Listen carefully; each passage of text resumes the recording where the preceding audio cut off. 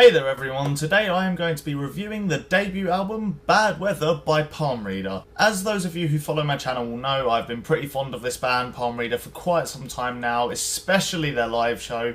I also really enjoyed their EP they dropped last year, so I've been pretty eager to hear what the band dish out for a full length for quite some time now. To begin with, I actually did an introducing video on these guys and I'll post a link below, so you should go and check that out if you aren't familiar with Palm Reader. But ultimately they are a very riff-based metalcore group that lean more towards the hardcore punk side of things.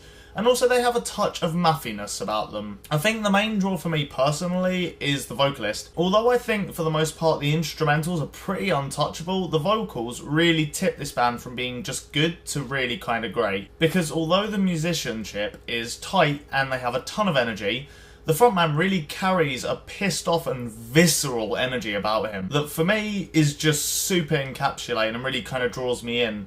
And as a direct result, when I listen to this record, want to scream along to every word and be in front of them live at that moment. This particular feeling of just sheer energy and rage is captured really well on the opening two tracks, Unwanted Guest and Spineless. Despite them being musically very different, for example, and to begin with, Unwanted Guest has a super post-hardcore vibe to it. It has very bright, melodic riffage that are built upon really well by other guitar layers and instrumentation that sort of builds and builds and builds. There are also these guitars in the background that really actually kind of delicately pick out these melodic chords that just work super well. And ultimately all of this is just done to complement one super bass-heavy riff that it just kind of drives this song forwards. Also chucked in the middle there is kind of this melodic guitar solo that just really works well, and those incredible vocals I was talking about actually keep this song from feeling really repetitive, despite the song essentially being just one massive riff for 2 minutes straight. I will quickly say that on this album there isn't a massive variation in the emotions portrayed, but I don't feel like it gets in the way of it, and I don't feel like it gets boring. In my eyes it's certainly not a negative thing. The second track of these two, Spineless, certainly is what I feel kind of makes up most of the album in terms of what's on it. Just fast, punchy, energetic and angry hardcore tracks that just really pummel the listener. The lyrics on this track are clearly referring to a certain girl who he is not really too fond of, judging by the opening four words, which are spineless, guilty, worthless, empty.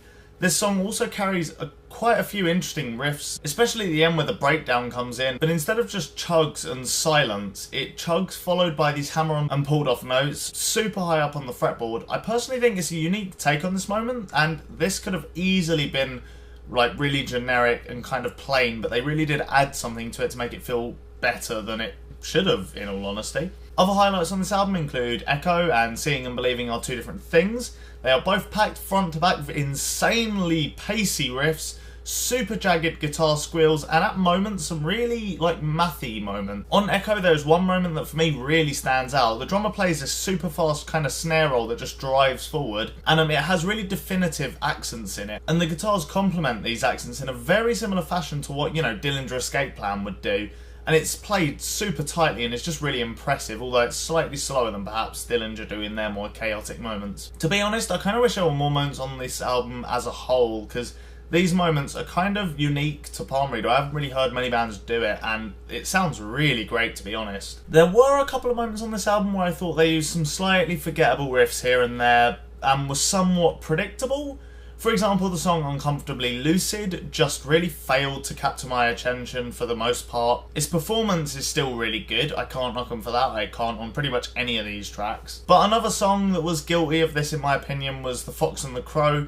It had a lot of the post-hardcore influence that the opener was kind of wearing on its sleeves, and although some of the riffs were pretty hard-hitting, I felt like it kind of washed over me, to be honest. It's the only song that I felt wasn't really performed to the quality of the other tracks. And just quickly, while I'm riding the complaint train as such, I might as well just take a jab at the more or less completely pointless interlude, Bitter Hostess. I just felt like it was 1 minute and 23 seconds of kind of wasted time that could have been put towards something else, or just plain avoided, to be honest. It was a pretty bland interlude and didn't really add anything to the album as a whole, which I thought was really unfortunate. But to be honest, although I have moaned a little bit, overall I really can't complain, because when this album shines, it just explodes in incredible ways. For example, the song Smackhound, which is one of the most visceral, violent and explosive endings on this entire album. It is essentially just a really basic kick pattern with guitars playing in sync with it. But the reason it delivers so well is because of the sheer amount of energy this band just deliver when they're playing it. And the fact that the vocalist just gives everything he has for this one section of the song really just adds to it, and it sends chills down my spine, to be honest. It also kind of feels like that's something that can, you know, really be chanted live once they sort of get a following and a bit of a crowd. Like I said before, I do think Palm Reader stick to the safe moments a bit too much and perhaps could have experimented more with the kind of Dillinger-esque type bits. For example, like I said, that snare roll in Echo just works super well. It's sharp, it's unpredictable, it's just great. And I really would like to see more stuff like that from these guys in the future. But ultimately, this album isn't exactly going to blow your minds, but it is a very promising debut from one of Britain's strongest upcoming live forces by quite some distance. It's visceral, energetic, at moments dizzying, quite honestly just plain blood pumping, which is exactly what you want from hardcore. And to its credit, it is also surprisingly varied, mixing influences, tones, pace. Alongside that, the production is really good. Everything is kind of in clear sight. I'm hearing a lot of bass, the drums really have a lot of punch to them, the guitars shred, and it certainly remains raw enough to capture the energy and the emotions of this band without feeling clinical or too well produced or glittery, if you know what I mean. Overall, I really enjoyed this album. I have nothing else to say about it, really. It's a really strong hardcore record. You guys should check it out.